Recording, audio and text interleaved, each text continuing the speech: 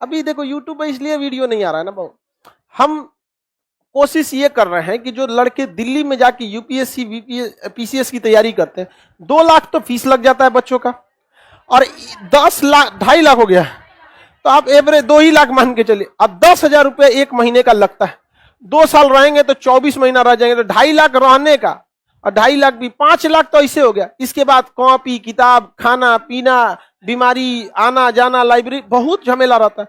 तो बेचारा कोई गरीब आदमी तो वहां जाइए नहीं पाएगा, तो रेसे से बाहर जाएगा वहां पर। अभी पूरा इसी पे जो है कि यहाँ के जो गरीब, गांव तक, कश्मीर से कन्याकुमारी तक लड़का अगर गरीब है तो गरीबी कभी भी शिक्षा में बाधा नहीं आनी चाहिए। शिक्षा में बाधा बस एक ही चीज होनी चाहिए, आप लापरवाह हैं तब। तो अभी पूरा इसी पर किस तरह से उसको कम किया जा सके। 2 लाख के फीस को हम 200 तो नहीं कर सकते, कितना सप्रेस कीजिएगा, लेकिन हाँ जितना कर सकता है आदमी उसको 5,000 10,000, ताकि जो 2 लाख नहीं 5 लाख का चीज अगर 10,000 में आपको मिल जाए तो एफोर्ड नहीं कर सकते, इजिली कर सकते। इसमें बहुत टाइम लगता है बाबू। तो अभी आप लोग नहीं समझ पा, कभी कभी क्लासों नहीं ले पाते देखते, तो आप लोग अंदर अंदर कहते होंगे बहुत लापरवाही कर रहे हैं। नहीं बाबू, आप ही लोग के लिए कर रहे हैं, क्योंकि उसके लिए बहुत हैवी चाहिए, इन्वेस्टमेंट से A to Z चाहिए, समझ में आ गया कि नहीं। हम तो कहे कि चलिए भैया हम नहीं लेंगे फीस, लेकिन बाकी जितने लोग आएंगे कुछ देना है, उन लोग की भी तो फैमिली है भाई, और अच्छी पढ़ाई होगी तो उस लायक रहेगा कि नहीं रहेगा। तो हम इसी सब में थोड़ा सा बिजी हो जाते हैं। लेकिन खुशी इस बात का रहता है कि शुभचिंतक लोग भी बिजी हो जाते, थोड़ा सा टेंशन में आ जाते हैं, कहाँ गए सर, फिर आते हैं, एक आध दिन में शांत हो जाता हूँ। लेकिन बहुत जल्दी आप लोग के लिए होगा यह व्यवस्था।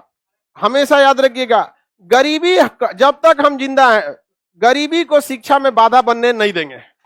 और एक ही चीज बाधा बनेगी, आपकी लापरवाही। अगर आप लापरवाह हैं, यही बाधा बनेगा आपके लिए, आप खुद अपने लिए बाधा बनेंगे। गरीबी तो कभी बाधा नहीं बनने दी किसी को भी, कहीं पे भी हो, कश्मीर से कन्याकुमारी तक सबको शौक होना चाहिए पढ़ने का, और लापरवाही करे वो अलग बात है बात हमको। लेकिन एक चीज के लिए हम रहते हैं, शिक्षा में पिटाई भी जरूरी है, सही है।